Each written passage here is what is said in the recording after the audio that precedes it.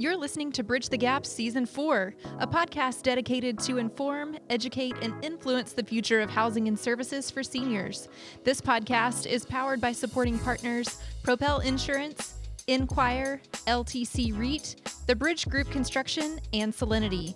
Learn more at btgvoice.com. Welcome to Bridge the Gap Podcast, a senior living podcast with Josh and Lucas. We've got a great guest on today. We want to welcome Tonya Scharf. She's a commercial real estate partner at Waller. Welcome to the show. Thanks, guys. Thanks for having me. Good to see you. Great to see you again. We had a blast with you and all of your great friends from Waller at the VIP Ignite experience on the rooftop at the Bobby. It was such a fun time. And one of the cool things we found out is your office is literally right down the street from there. It is, and it was wonderful. What an innovative conference. I think that was the word that I took away the most from that conference, the innovation. I've never seen a conference set up that way. So much fun. Also, it was my birthday, so being up on that rooftop that night, we really blew it out, had a great time. But what a fun event. Met so many new people. It was fantastic. Well, we are so appreciative that Waller was so supportive of Bridge the Gap in helping to bring that event to everyone in senior living. We've had amazing feedback, and we just couldn't have done it without you guys. So thank you once again for being a great sponsor there. Well, thanks for having us. Looking forward to seeing you guys in person at the NIC. I know you've got a few, or at least one event going on there as well. I saw the invite for that. So really looking forward to that. I'm sure it'll be another innovative event. Yes, exactly. You know, one interesting thing that people that are listening may not know. So you have a 20-year career in law in commercial real estate in a variety of different verticals. And you've really developed a wonderful practice, a bunch of relationships, and are really well known in this sector. People may not know that you and your husband actually own senior living communities there in Tennessee and are about to break ground on your fifth. Tell us more about that. You're exactly right. I'm so excited. No, it's been an interesting ride. Like you said, I've been an attorney for 20 years now, but back in 2009, we all remember that year, my husband was in investment banking, and we decided he wanted to make a switch. There weren't a lot of viable opportunities in 2009, but senior housing was one of them. And we were so lucky that we were able to find out about this opportunity with 3 distressed senior housing facilities. Scooped them up, invested, turned them around, and then started adding to the legacy facilities. So we developed a 4th facility a couple of years ago, and now we're breaking ground on our 5th facility. So it's very exciting. We specialize in memory care. So we really are a mom and pop situation here in Tennessee. You know, we're smaller facilities just focused on memory care. And that's our niche. And that's what we love. We're passionate about it. Both my husband and my grandfathers, they both had Alzheimer's. So it's something that is very personal to us. And so when we took on these facilities, our main focus was the resident, because having been the family members with our grandfathers as residents, you know, you have that perspective going into it. And so it was all about the resident and turning these facilities around for the best care that we could give to these residents. So it was an interesting experience, totally new to the space other than my legal background. So it was so interesting to then enter into the owner-operator space of it and get that perspective, which just gives me such a deeper understanding of what my clients are facing and the pressure points for them, what is important to them, and really helping deepen my ability to represent them.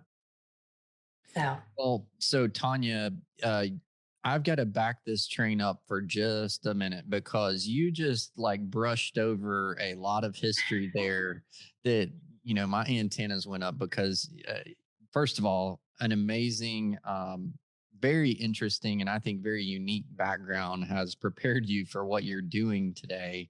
But the part that you just, with a pleasant smile on your face, 2009, invested, scooped up, and just turned around these. I'm sitting here thinking now I've turned around a few communities, and I don't know if I could say it with a smile on my face like you just said it. So I love that you have the family perspective, which is what I think positioned you for great success. But I, right now, I think you have such an interesting perspective because in the mergers acquisitions world that we are living in senior living right now, there is a lot of legacy properties that are in the process of either needing turned around, repositioned, or they're in the process of being repositioned or will soon be repositioned and turned around. And that is not in any stretch of the imagination easy work. You've done this successfully. So, for the benefit of our listeners, a very diverse audience that are either living through this right now or will live through this in the very near future, give us some of the word I'll use is nuggets of wisdom. Lucas hates when I use the word nuggets because I probably overused it. Makes me hungry. Yes, it does. And it's lunchtime. But what are some nuggets of wisdom that are practices or methodologies that have been successfully implemented firsthand by your team that you're going to continue to use and that maybe some of our listeners can take advice from? Certainly. So part of this is the main part of it is putting the resident first. The name of our company is Family First because we do put the residents and their families first. And in order to do that, we went into these facilities. All kudos to my husband, who's not on the podcast because he is the main owner operator, and we do it together. But he's boots on the ground. So you go into these facilities, and we changed so many things from the bottom up. Everything from implementing a program where food was made from scratch. That doesn't sound significant, but it is significant when you have families that want to come visit their residents that are in the facilities. So we wanted to encourage that. How do we bring the families? How do we make them more an integral part of this place that we are trying to make into a community, into a home for each of these residents and make them as comfortable as possible? Because at the end of the day, it is all about resident care and bringing the best care to those residents. And that is how you will entice others to come to your facility because you're going to be building your reputation in the community. So what are the things that you can do? Okay, fine, we're going to implement this new food program. Everything's made from scratch. The food is delicious. Great. Families are now going to come. You can come and have lunch with your family member anytime. Just let us know. Give us a heads up. Encouraging them to build that community within our building, if you will. But everything, obviously, investing money into the facilities. As you said, these distressed facilities, they are not in the best shape, generally speaking. You have to be ready to come in and infuse CapEx into that facility and bring it up to speed. Where are the holes? Literally, probably in the towels, like upgrade the linens. It really is such a grassroots kind of effort that you really have to go from the ground up and determine where are the holes in the care being given to the residents. Let's fill those in. And then let's talk about, are your employees happy? How are the employees being treated? Because obviously employee retention right now is such a crisis in the senior housing community. But it has been for years. We've been losing employees in this sector for so many years now. And so how do you invigorate them? Because when they come to work invigorated, they want to give the best care to these residents. And at the end of the day, they're the ones there day in and day out. They're the ones the residents see the most. So how do you invigorate them? How do you retain them and make them excited about their work and make them feel how important they actually are? So that then you have that established community with these invigorated employees, with families who want to come in and spend more time with their resident family to invigorate that community. So much of it was just about coming in and turning certain things around and just making it a better place to be. And then obviously community outreach. You've got to have that component as well, building your brand within the community so that people know the kind of care you're giving to your residents and so that they begin to trust the facility again. Because if you're a distressed facility in a small community, which we are, in smaller communities, you have a certain reputation. It's not as if people don't know that it's a distressed facility, or that they wouldn't call it distress. They might call it rundown in lieu of distress, but they're not bringing their family members there. So you've got to reestablish those connections within the community, reinvigorate the community to want to be a part and to bring their family members to your place. I'm not sure how many nuggets of wisdom there were there. Those were the things that we did. Well, great nuggets of wisdom, actually. And we could get into the details of all of that. And I may, if Lucas lets me, chase some of that, I would. But for the sake of time, I know we have very limited time today. One question I have, because I love that you have been and are very successful. You're breaking ground on another community. You refer to yourself as a small operator, which small growing operator right now, I hear very mixed things, but I will tell you what I hear a lot of that I love that you're kind of disproving. I hear so much about smaller to regional operators that are going to struggle, is the forecast, with keeping up with the big operators. But a lot of the things and the strategies that you're talking about, I personally believe some of the smaller regional operators are so much more equipped to be agile, to adapt to the changing needs and demands and preferences of the consumer, which is that resident, the family first, as you say. But can you speak to that? And how do you think that you as a small regional operator are actually positioned for success for the future? As none of us know what that is, but positioned for success as the foreseeable future is ahead of us. Well, I'll back up for just a second, because I've been hearing for the past 10 years at Nick how all mom and pop owner operators are going to go under. That's been the forecast for us for years. We've been living under that cloud. And yet here we are. we still stand along with various other small owner operators. For us, our niche is that we are standalone memory care. That is our focus. It is not a random wing at the end of a hallway. That is what we do. So we have our niche, but we're also in rural markets. So we're a smaller facility in a smaller community. And so that has been our niche, and that has been successful for us. In fact, our 5th facility, we are venturing out a little bit from that because we're going to be in a bit of a bigger community than we usually are. So the facility will be a little bit bigger. But you hit the nail on the head. We are nimble. We can make accommodations that the larger owner operators cannot. We can infiltrate into a community in a way that perhaps a larger owner operator could not, because they wouldn't necessarily be as relatable, because we're in these smaller communities, because our administrator is at the local church and volunteers with the local chapter of the Alzheimer's Association. So obviously there are some of those components that could be mirrored by larger owner operators, but we establish ourselves within the community. We are known for the care we give our residents, and that you can pick up the phone and get a hold of someone if there is ever an issue. We are local, we are here. And I think that brings a level of comfort versus a corporate headquarters, off in some other state. So those are some of the components I think that make us stand out and have helped ensure our success. Also, partnerships with local banks. This is something I stress to my mom and pop owner operator clients. You do not have the leverage with the large lenders when you're a mom and pop. You just don't. So where are you probably going to be more successful? It's with the smaller local banks.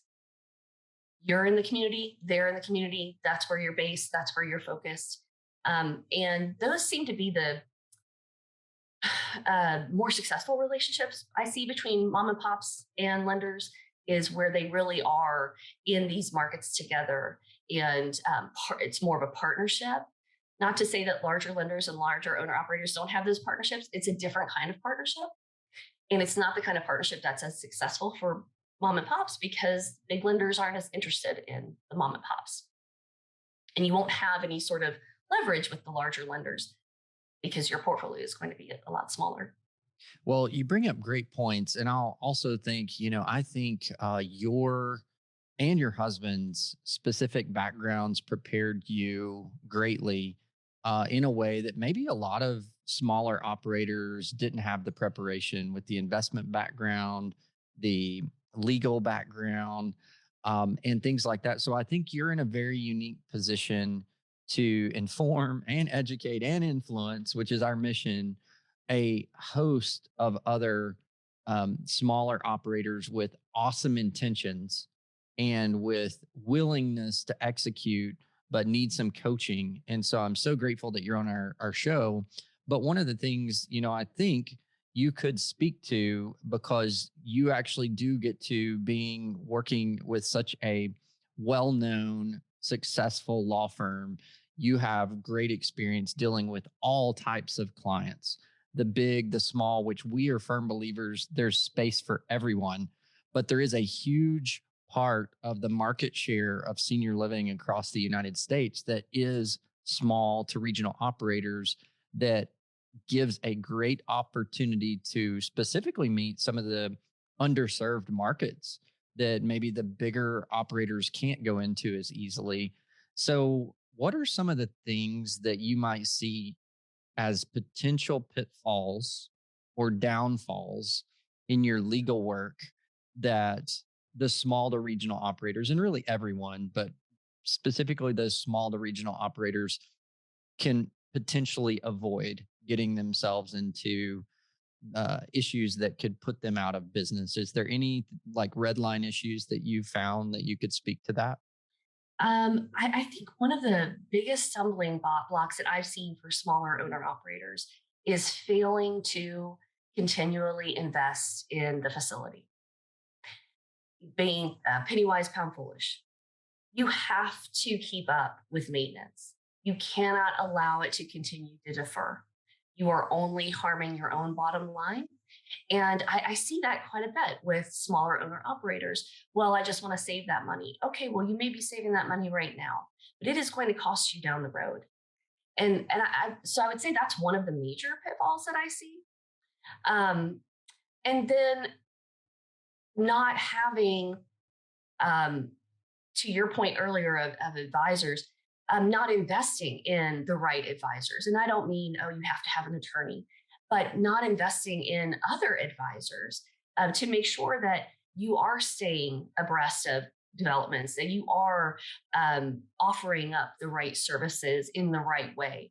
For example, for the past, I would say maybe 5 to 10 years, there's been such a focus on new facilities being luxury facilities, right? Everybody wants to be the luxury facility for seniors.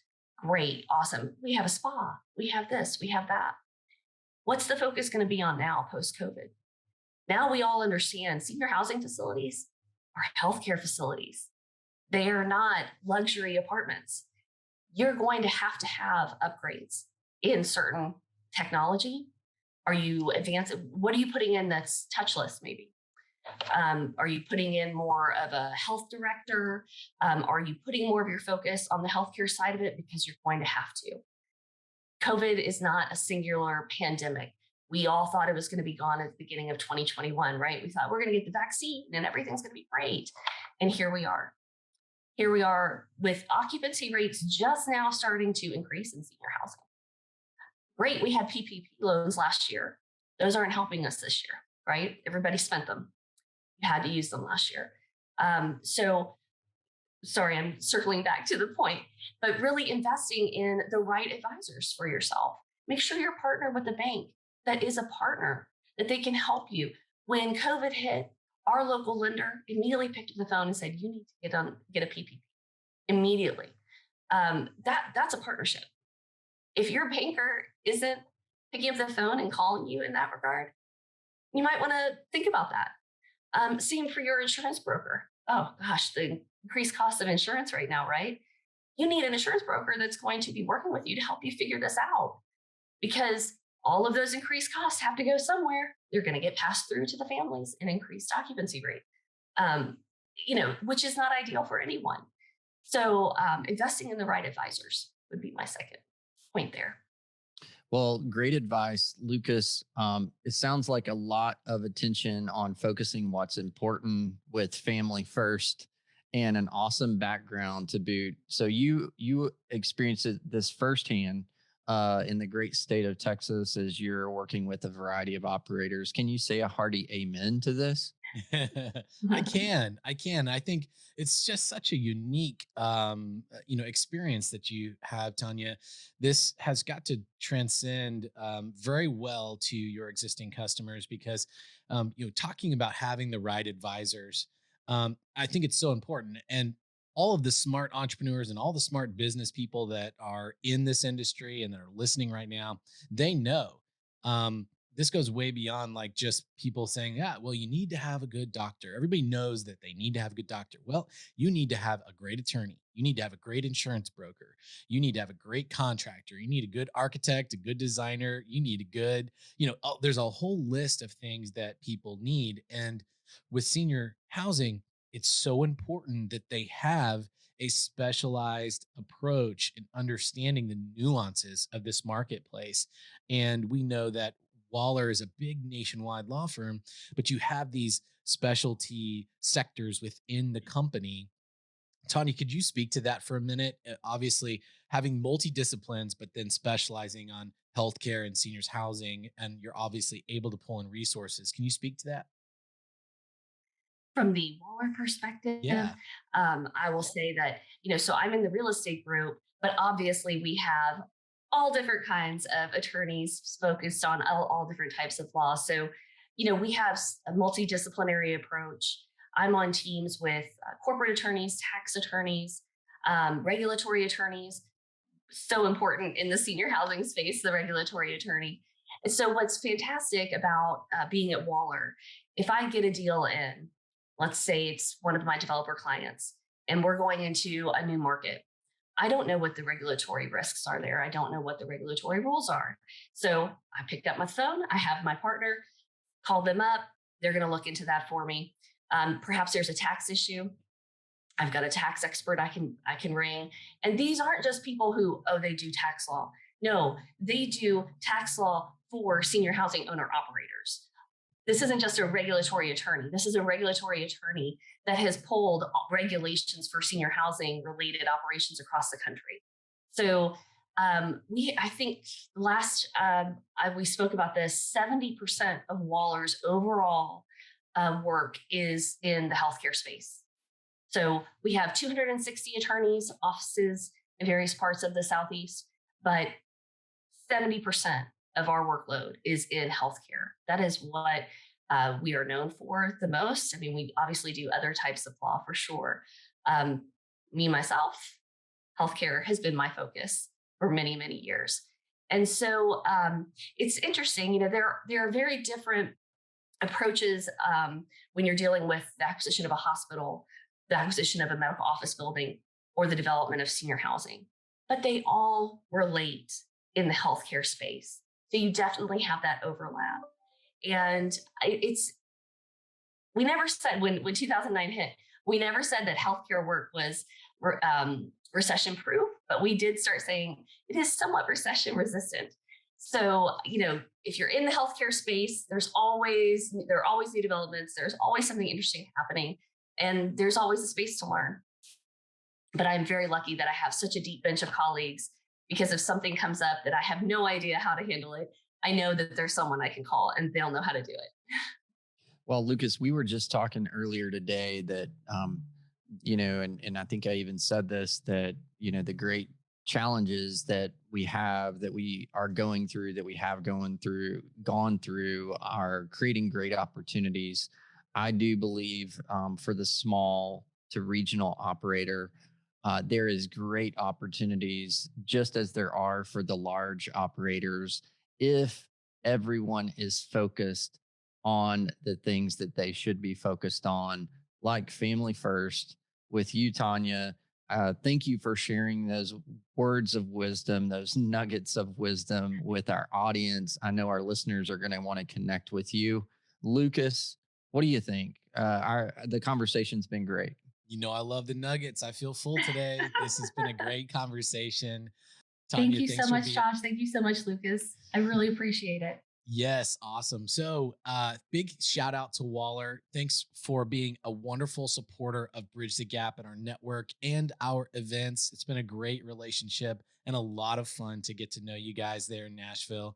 And we will definitely be interacting with you in the future. We'll put all of this information in the show notes so that our audience can access it very easily. Go to btgvoice.com and you can download the transcript, watch the video, and see all of our content there. Connect with us on social media, and we look forward to seeing you on another episode of Bridge the Gap. Thanks for listening to Bridge the Gap podcast with hosts Josh Crisp and Lucas McCurdy. If you were informed, educated, or influenced by this episode, we want to know. Leave a comment on social media or contact us in the show notes. Powered by supporting partners, Propel Insurance, Enquire, LTC REIT, The Bridge Group Construction, and Solinity. Learn more at btgvoice.com.